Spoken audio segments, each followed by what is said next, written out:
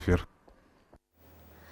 То, что мужчины поют женскими голосами и наоборот, уже не является удивительным явлением в истории развития музыкальной культуры. Впрочем, до недавнего времени российских контртеноров в нашей стране можно было пересчитать по пальцам. Сегодня исполнители, поющие высоким голосом, не диковинка, но отношение к ним, как к носителям утонченного вкуса и эстетических манер, такое же, как и к певцам-кастратам, ублажавших европейские королевские дворы прошлых столетий. Накануне в Казани выступили участники нового проекта «Уникальные голоса». Дмитрий Пивоваров с подробностями.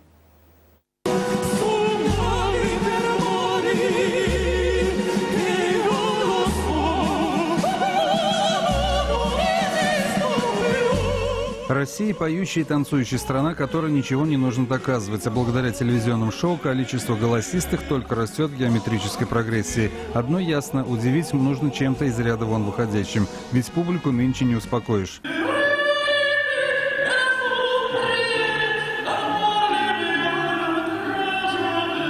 Акушер-гинеколог Павел Пушкин уже имел известность в кругах медицинских, но теперь и певческих. Считает, что голос – это продукт удивительного врачевания. Ну, конечно, бывают и казусы, когда небольшой смешок раздается в зале. Но я предупреждаю, что мой голос-то природа, а никакая не хирургия, как было раньше в 18 веке.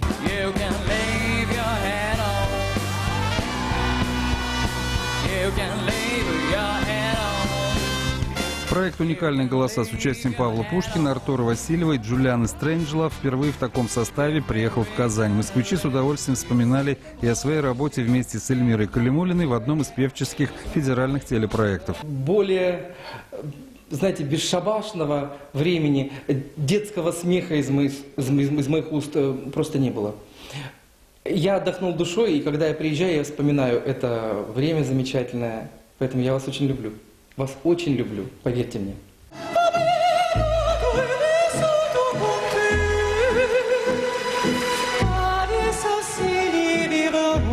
Я попробовал спеть выше, потом еще выше и еще выше, а дыхания хватало на все. И оказалось, что можем от низов и до самых верхов петь, и оказалось, что это чисто, и, как оказалось, это можно сейчас, так сказать, людям давать. Что касается граней, то рамки моих возможностей, они не очень широкие, но вот в этих рамках я тоже ищу все время какие-то новые фишки, ищу, как облегчать звучание, я оттачиваю свою манеру.